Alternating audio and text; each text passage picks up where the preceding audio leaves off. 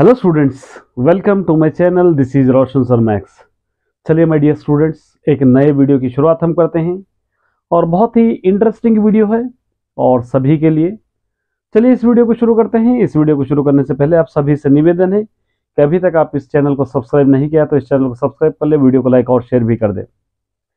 Concentration किस तरह focus करे, बहुत ही अहम टॉपिक है और 1 2 4 का नहीं बल्कि हर स्टूडेंट्स का ये प्रॉब्लम है, बहुत बिगेस्ट प्रॉब्लम।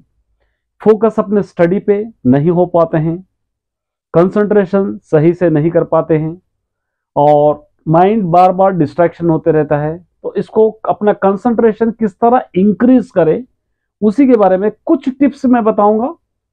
मैं बड़ा स्कॉलर तो नहीं हूं, बड़ा मोटिवेटर तो नहीं हूं, जितना मुझसे बन पाता है उतने मैं टिप्स देने की कोशिश करूंगा।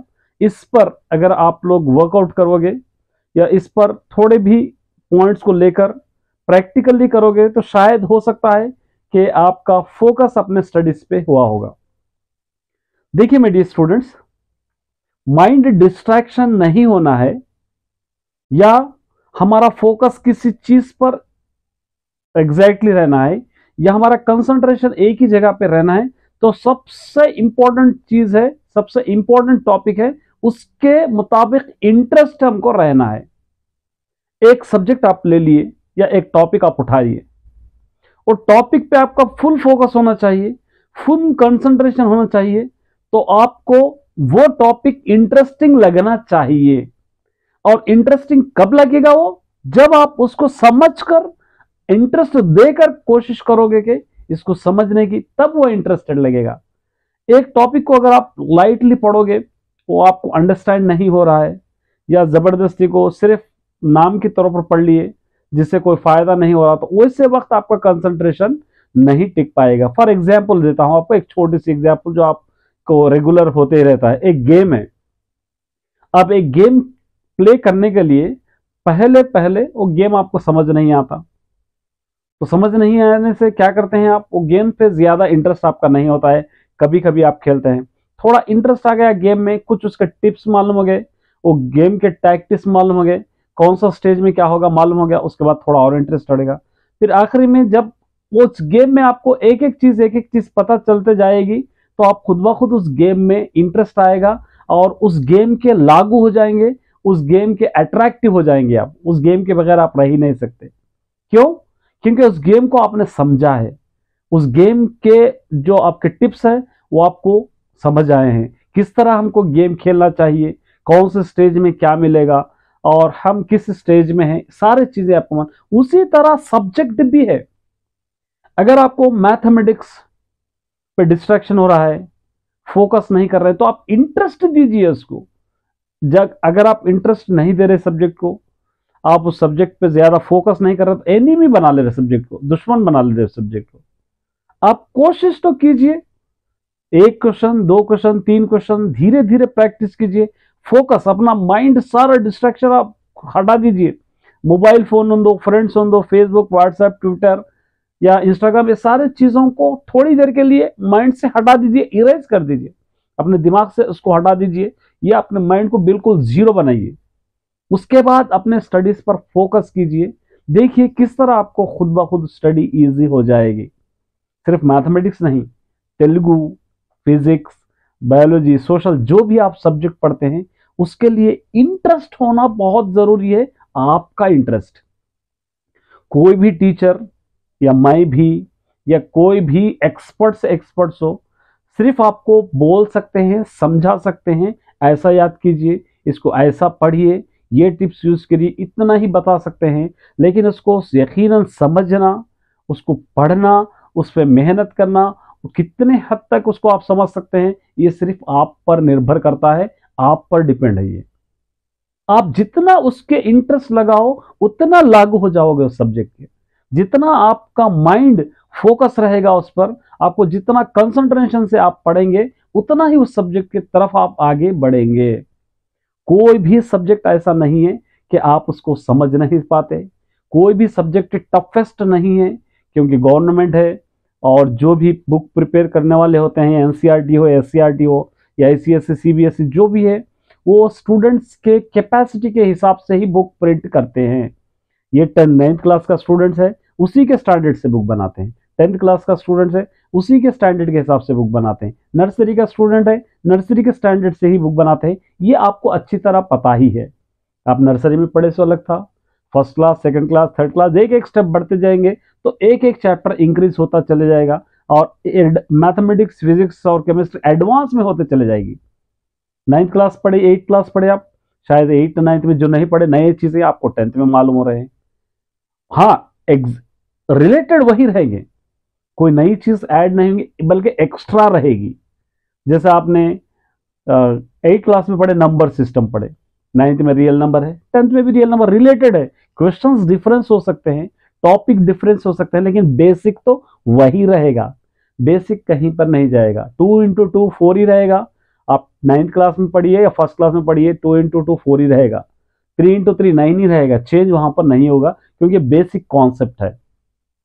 तो इसीलिए बहुत सारे स्टूडेंट्स कॉम्पिटिट करते हैं दूसरों से। नहीं, पहले आप अपने आप को कॉम्पिटिटर बनाइए, आप अपने आप को कॉम्पिटिटर बनाकर निखारिए पहले उस सब्जेक्ट को समझने के लिए, उस सब्जेक्ट को आप अंडरस्टैंड करने के लिए। वो निखार खुद ब खुद आपको अपनी क्लास में टॉप स्टूडेंट आपको खुद बनाएगी।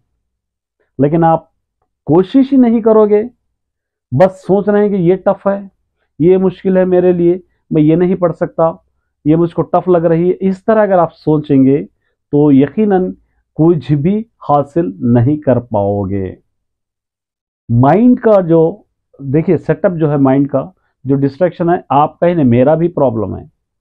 आप लोग सोच रहे होंगे सर है नहीं, मैं भी जब पढ़ने बैठूंगा तो हो सकता है मेरा भी माइंड डिस्ट्रैक्शन चले जाए, या कोई फ्रेंड ही आ जाए, या कोई कॉल करके बुला ले, या कोई मैं पढ़ रहा एक टॉपिक पढ़ रहा हूं तो दूसरा टॉपिक मुझे याद आए, उससे इंपॉर्टेंट वो टॉपिक है समझो मैं, या वो पढ़ते वक्त उससे इंपॉर्टेंट हो। इस तरह एक टॉपिक से दूसरे टॉपिक को कॉम्बिनेशन नहीं करते हुए मैंने एक एक टॉपिक अगर इजी पढ़ते हुए चले जाऊंगा तो खुद ब खुद मेरे लिए रास्ते बनते चले जाएंगे।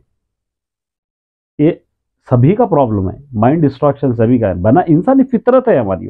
हम एक करते हैं, एक करने के लिए मन करता है, एक सब्जेक्ट पढ़ने बैठते हैं दूसरा करने के लिए। अरे मैथमेटिक्स टीचर हमको होमवर्क दिए है, अब अगर साइंस भी करना है साइंस के टीचर मारेंगे। इस तरह माइंड डिस्ट्रैक्शन होता है, लेकिन उसको काबू में रखना आपकी रिस्पॉन्सिबिलिटी है। आपको कोई हराने वाला नहीं, आप खुद हारोगे तो अपने आप से, तो अगर जीतोगे तो अपने आप से ही आपको जीतना है। तो माइंड कन्वर्जेशन के लिए सबसे बड़ी बात है आप उस चीज को रोकना, जीरो माइंड बनाना, मुझको उससे कुछ लेना देना नहीं है ये समझना, या मैं बाद में करूंगा, पहले मुझको इंपॉर्टेंट वर्क है, मेरा ये चैप्टर मुझको करना है, मुझको इतने आंसर्स याद करना है, और ये याद करे बाद ही मैं दूसरे सारी चीजें करूंगा। ये अगर अच्छी तरह आप सोच लेंगे तो आपका माइंड डिस्ट्रैक्शन बिल्कुल नहीं होगा। इंटरेस्ट आना चाहिए, कोई भी चीज फोर्सफुल्ली जबरदस्ती नहीं पढ़ना चाहिए, बल्कि इंटरेस्ट से पढ़ना चाहिए। कोई भी सब्जेक्ट को आपको मोहब्बत से, प्यार से, हाँ मुझको कुछ करना है फ्यूचर में, हाँ मुझको इस सब्जेक्ट को पढ़ के इसके इतने मार्क्स लाना चाहिए, मुझको यहाँ तक अचीव करना है, ये माइंड सेटअप अगर लेके पढ़ेंगे तो आपके लिए आसानी होगी, आपका माइंड भी इधर उधर नहीं भटकेगा, आप आराम से अपने सब्जेक्ट को क्रैक कर सकते हो, पढ़ सकते हो, फर्स्ट क्लास नहीं डिस्टिंक्शन भी आप आ सकते हो। कॉम्पिटिटर बनाइए, अपने क्लास के स्टूडेंट्स को भी बनाइए, लेकिन पहले अपने आप को कॉम्पिटिटर बनाइए, क्योंकि आप खुद उभरिए। वो स्टूडेंट फर्स्ट आ रहा है, मैं लास्ट आ रहा हूँ, वो स्टूडेंट भी उतना ही पढ़ रहा है जितना मैं पढ़ रहा हूँ, वो स्टूडेंट को भी वही टीचर पढ़ा रहे हैं जो टीचर मुझको पढ़ा रहे हैं, वो स्टूडेंट भी उतना ही टाइम पढ़ रहा है स्कूल में जितना मैं पढ़ रहा हूँ, वो स्टूडेंट भी उतना ही वक्त अपने लिए दे रहा है मैं जितना दे रहा हूँ, लेकिन वो स्टूडेंट फर्स्ट आ रहा है क्लास में, मैं लास्ट आ रहा हूँ, ये एक क्वेश्चन मार्क है आपके लिए, बिग क्वेश्चन मार्क है। वो स्टूडेंट घर को भी जाकर मेहनत कर रहा है, वो स्टूडेंट अपना फोकस स्टडीज पर रखा है, उसके लिए एक अचीव करने के लिए एक एम है, एक टारगेट है। आपके पास कुछ भी नहीं है, ना ही एम है ना ही टारगेट है, जस्ट सिंपली आप पढ़ रहे हो, जस्ट स्कूल में पढ़ रहे हो, घर को जाकर रिवीजन ना ही कर रहे हो, ना ही आप घर में कोशिश कर रहे हो, इसलिए वो स्टूडेंट्स के मुकाबले में आप लास्ट आ रहे हो। मेहनत कीजिए, आप भी कुछ नहीं समझ में आता तो टीचर से डिस्कशन कीजिए, या आप सेल्फ पढ़ने की कोशिश कीजिए, देखिए फिर उसका रिजल्ट क्या होता है। ये कुछ बातें थे आपको समझाने के लिए। माइंड डिस्ट्रैक्शन सभी का प्रॉब्लम है, आपका अकेले का नहीं, मेरा भी प्रॉब्लम है, आपके फ्रेंड्स का भी प्रॉब्लम है, सभी का प्रॉब्लम है। लेकिन उसको काबू करने की रिस्पॉन्सिबिलिटी भी हमारी ही है। हमारा माइंड ऐसा है, हम उसको जिस तरफ मोड़े उस तरफ चले जाएगा। अगर आप पिक्चर्स पे इंटरेस्ट लगाओगे तो पिक्चर्स देखने को मन करेगा। अगर आप स्पोर्ट्स में मन ज्यादा लगाओगे, स्पोर्ट्स देखने को मन करेगा। अगर आप स्टडीज में ज्यादा अपना फोकस करोगे तो स्टडीज ज्यादा करने को मन करेगा। आप रिटर्न वर्क करते हो तो रिटर्न वर्क में ज्यादा, तो जिस तरह चाहे उस तरह हमारे माइंड को हम डाइवर्ट कर सकते हैं। हमारा माइंड आसानी से डाइवर्शन हो जाएगा, लेकिन उसके लिए हमारी रिस्पॉन्सिबिलिटी बनती है कि हम इस माइंड को हमारे मुताबिक चले, ना कि हम माइंड के मुताबिक चले। समझ आ रहा? तो ये कुछ बातें थे आप स्टूडेंट्स के लिए। इसलिए एवरी स्टूडेंट आपको पढ़ने, एवरी सब्जेक्ट आपको पढ़ने के लिए पहले सब्जेक्ट से इंटरेस्ट बनाइए, सब्जेक्ट पे फोकस कीजिए। जो चीज़ें नहीं आती उस पर वर्कआउट कीजिए। कोशिश कीजिए कि ये क्यों मुझको समझ नहीं आ रही है टॉपिक, मैं किससे पूछूंगा तो ये टॉपिक्स मुझको क्लियर करेंगे। ये आप एक माइंड सेटअप बनाइए। उसके बाद देखिए रिजल्ट खुद ब खुद आपको ढूंढता हुआ आएगा, सक्सेस आपको ढूंढते हुए आएगी। बिल्कुल हथियार आप डाल रहे हैं कि मुझको नहीं आता, मुझको टफ लगता है, मैथ्स टफ लगता है, तेलुगु टफ लगता है, फिजिक्स टफ लगता है, ये हथियार डाल देंगे तो उसी तरह एनिमी के जैसा सब्जेक्ट रहेगा, आपको भी पढ़ने को भी मन नहीं करेगा। क्योंकि 7 सब्जेक्ट है आपको इंक्लूडिंग बायोलॉजी, या 6 सब्जेक्ट ले लीजिए, 6 सब्जेक्ट भी एग्जाम्स आपको लिखना है। आप ये नहीं कह सकते मुझको फिजिक्स नहीं आता मैं नहीं लिखूंगा, तेलुगु नहीं आता तो नहीं लिखूंगा, मैथ्स नहीं आता नहीं। 6 सब्जेक्ट आपको इक्वली लिखना है, 6 सब्जेक्ट आपको इक्वली पास होना है, प्रमोट होना है, तभी जाकर आप अपने अगले क्लास के लिए प्रमोट हो पाते हो। एक सब्जेक्ट भी फेल है तो आप फेल हो जाएंगे। तो इसीलिए हाँ, मैं जानता हूँ कुछ सब्जेक्ट आपके फेवरेट हो सकते हैं, कुछ सब्जेक्ट आपके अच्छे इंटरेस्टेड हो सकते हैं। उस सब्जेक्ट को थोड़ा कम टाइम दीजिए, ज्यादा टाइम जो सब्जेक्ट आपके लिए टफ लगते हैं उस पर मेहनत कीजिए। क्योंकि इजी सब्जेक्ट कोई भी हासिल कर सकते हैं, टफ पे मेहनत करना है, वही हमारे लिए चैलेंजिंग है। उसके लिए हमको वर्कआउट करना है उसको भी, ताकि हम इजी बना सके।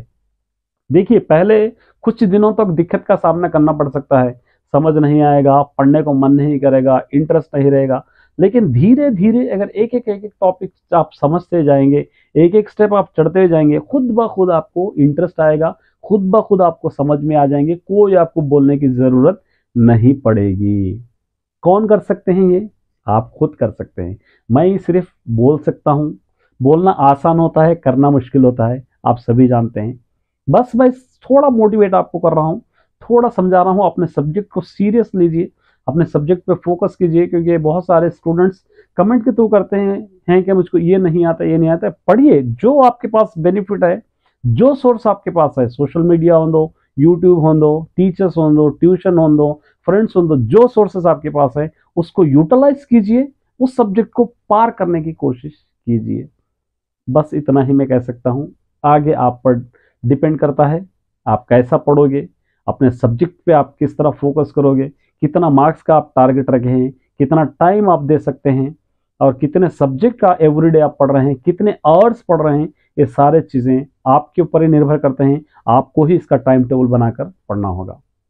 उम्मीद करता हूँ कि वीडियो अच्छी लगी होगी। इसी तरीके के मोटिवेशनल अगर स्पीच आप चाहते हैं तो चैनल को लाइक और सब्सक्राइब करना ना भूलें, साथ ही बेल आइकन को प्रेस कीजिए, ताकि एजुकेशन से रिलेटेड सभी वीडियो आपको आते रहते हैं। सिर्फ मोटिवेट ही नहीं, आपके लिए मैं साथ ही साथ सब्जेक्ट भी पढ़ाता हूँ। अभी हमको S7 का रिवीजन भी स्टार्ट करना है। सारे चीज़ें एक एक साथ हम एक एक करते हुए आगे बढ़ेंगे। एनुअल तक हम पूरी तरह प्रिपेयर हो जाएंगे, फुल पैकेज बन के हम निकलेंगे, अगर आपका साथ होगा तो। Best of luck my dear.